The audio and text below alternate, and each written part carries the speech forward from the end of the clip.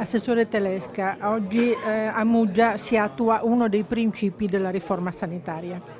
Sì, oggi qui con anche il completamento di una parte di tecnologia che è utile per la medicina di famiglia, si è realizzata una prima parte di quello che prevediamo nella riforma sanitaria, e cioè un centro di assistenza primaria con tutte le caratteristiche.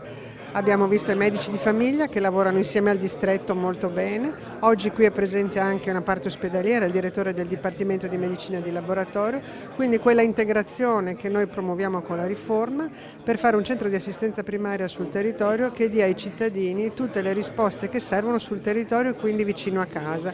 Qui i cittadini trovano moltissime risposte per le problematiche quotidiane di salute che affliggono i cittadini.